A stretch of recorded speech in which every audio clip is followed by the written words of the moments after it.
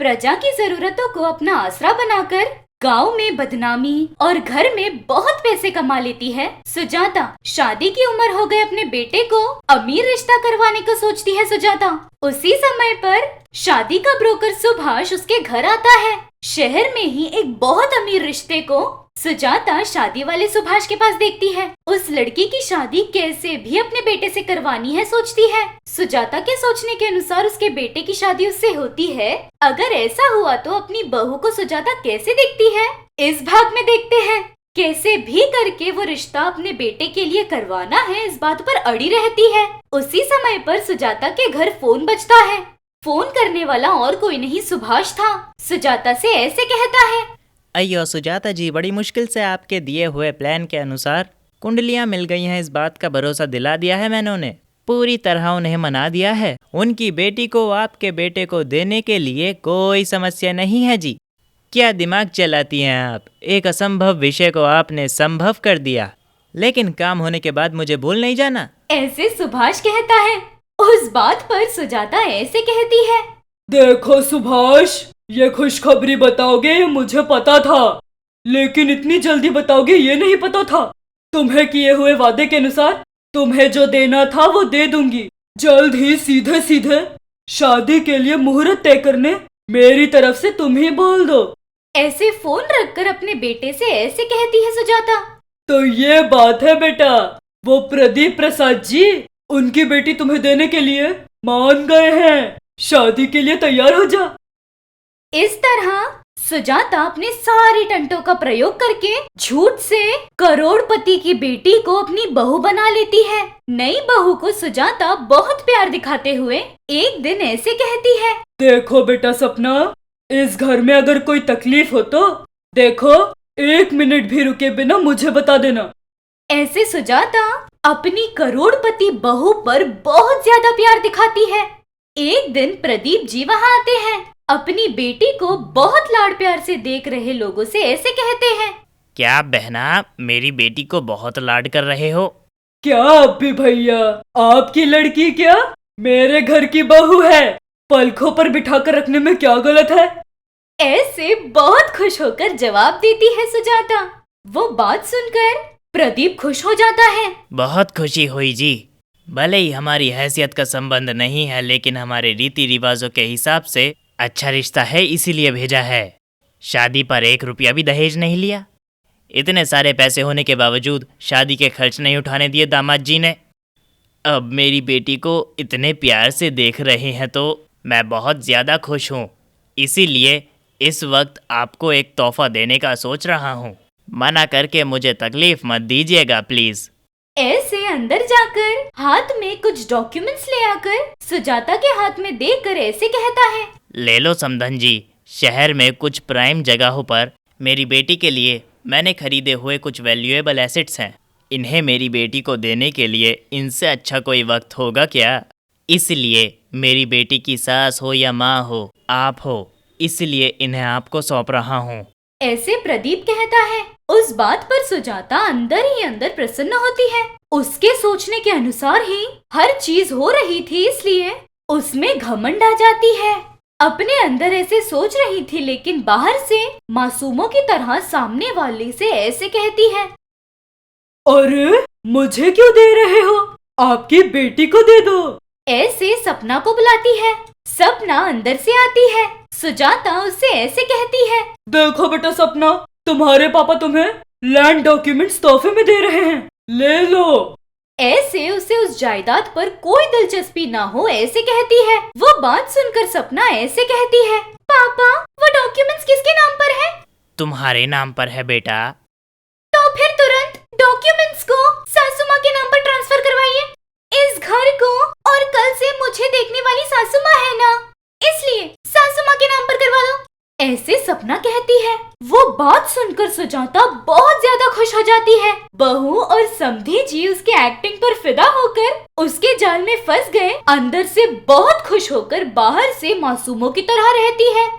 अच्छा है बेटा, बाप बेटी का मिलन। यहाँ वहाँ घूमकर ये जिम्मेदारी मेरे सर पर रखोगे। कल परसों में खुशी से जाने का सोच रही हूँ। मेरे नाम पर क्यों करवा रही हो बेटा? ऐसे एकदम मासूमों की तरह बोलती है सुजाता। तब प्रदीप ऐसे कहता है, ऐसा मत कहिए जी, छोटी है पर मेरी बेटी ने सही कहा। इन डॉक्यूमेंट्स को आपके नाम करके कल ही भिजवाता हूँ। अब मुझे बहुत काम है, मैं चलता हूँ। ऐसे बोलकर बेटी और समदन जी के जबरदस्ती करने के बावजूद चला जाता है वहाँ से। नई बहू के रूप में आई सपना उस घर में सासू माँ से सेवा करवाते हुए अपने पति का प्यार अनुभव करते हुए 10 दिन गुजारती है। ऐसे खुशी के समय पर पिता प्लेन क्रैश में मर गए हैं ये बात पता चलती है उसे। वो बहुत ज्यादा रोती है। अपने पिता के सारे कार्यक्रम पूरे करके सासू माँ के घर आती है।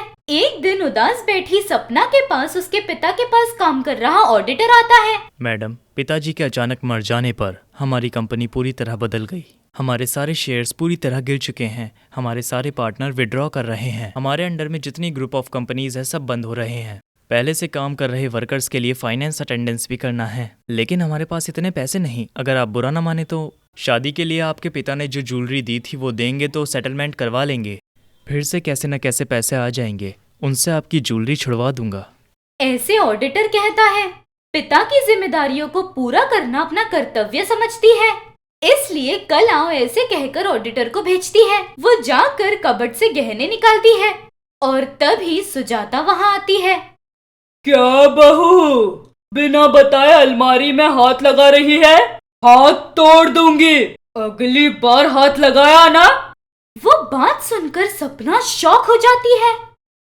वो नहीं सासू माँ, डैडी के मरने पर कंपनी में कुछ लोग ऐसे कुछ बोलने जा रही थी कि उस बात पर सुजाता बीच में आ जाती है। अरे बस कर रे तेरा, तू और तेरे पिता का मरना मैंने सब सुना। गहने नहीं दे सकती है ये उस ऑडिटर को बोल। उतना ही नहीं, अगली बार अंदर आया ना, तेरा और उसका चक्कर चल रहा है सब में फैला दूंगी। तेरी जिंदगी पूरी तरह बर्बाद हो जाएगी ये उससे कहना। जाकर नहाने के लिए गर्म पानी रख। ऐसे सपना से कहती है। अपनी सासू माँ का ये रूप पहली बार देख रही थी सपना, लेकिन उसे कुछ समझ नहीं आता। पिता के मौत के गम में वो इस चीज को बिल्कुल अपना नहीं पा रही थी, इसलिए सासू माँ के बोलने के अनुसार गर्म पानी रखकर बकेट में डालने जा रही थी। हाथ फिसल कर उसके पैरों पर गर्म पानी गिर जाता है, पैर की चमड़ी निकल जाती है। सपना बहुत जोर से माँ ऐसे चिल्लाती है। पैर जलने पर क्या करना है समझ न आकर रो रही थी। बहू की आवाज सुनकर अंदर आती है सासू माँ। वहाँ जो हुआ सब देखती है। अरे कलमुही कहीं की, इतने अच्छे बर्तन को तूने खराब कर दिया ना रे। ऐसे गुस्से से आकर अपनी बहू को जोर से मारती है। उस मार पर सपना के आंखों से पानी आकर फिर से जोर से चिल्लाकर ऐसे कहती है, सासू माँ, मैंने जानबूझकर नहीं किया, मेरा हाथ फिसल गया, मेरा पैर जल गया है, मुझे मत मारिए। ऐसे कहती है सपना। उस बात पर सुजाता को गुस्सा आता है। क्या रे, गलती करती है ऊपर से जवाब देती है, तुझे ऐसे नहीं रे। ऐसे सपना का बाल खींचकर उसे फेंक देती है। सपना नीचे गिर जाती है। माँ! ऐसे सपना चिल्लाती है। उतने में सासू माँ लाल मिर्च का डब्बा ले आकर उसका ढक्कन खोलकर वो लाल मिर्च अपनी बहू के पैरों पर गिराती है। उससे सपना और तकलीफ उठाती है। आह माँ, मुझसे नहीं हो रहा, सासू माँ, जल रहा है। ऐसे चीखती रहती है सपना।